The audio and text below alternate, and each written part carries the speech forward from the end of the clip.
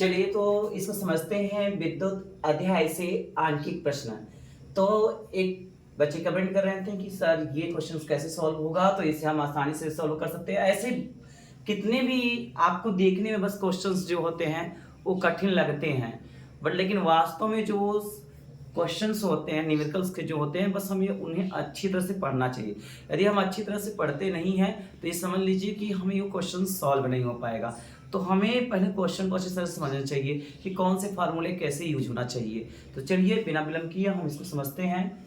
तो देखिए, आप सबसे पहले इसमें देखिए कह रहा है कि अमीटर पाठ्यांक का मान ज्ञात करना है, तो यहाँ पर दिया गया है।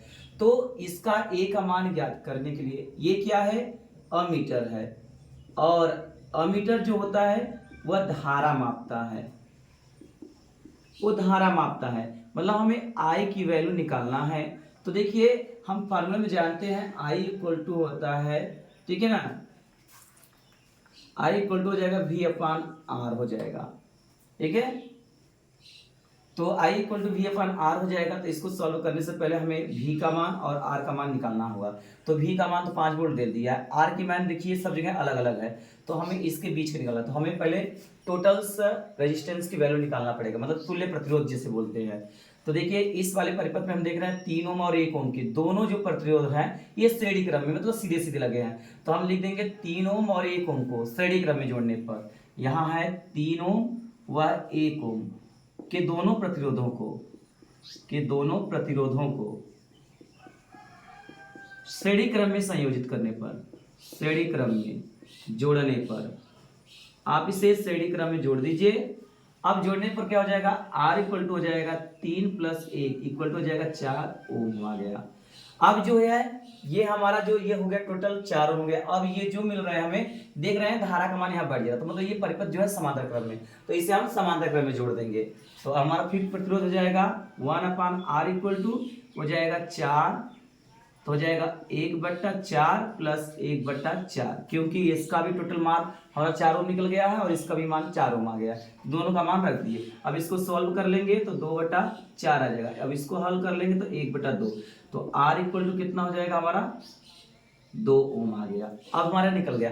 अब ये परिपथ टोटल जो है इसके बीच का जो तुल्य प्रतिरोध है वो हमारा 2 ओम आ गया है, और इसके बाद यहाँ 3 ओम है। अब ये हमारा श्रेणी जो है ये क्या बन गया, परिपथ ये हमारा श्रेणी क्रम में बन गया है।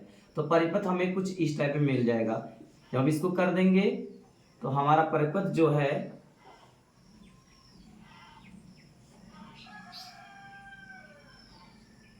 ये यहाँ मान लीजिए पाठ्यांक है, और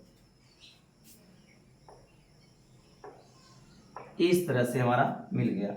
अब धारा यहाँ से फ्लो हो रही है, तो धारा सब में क्या हो रही है, एक समान जा रही है, इस प्रकार से हो जाएगा।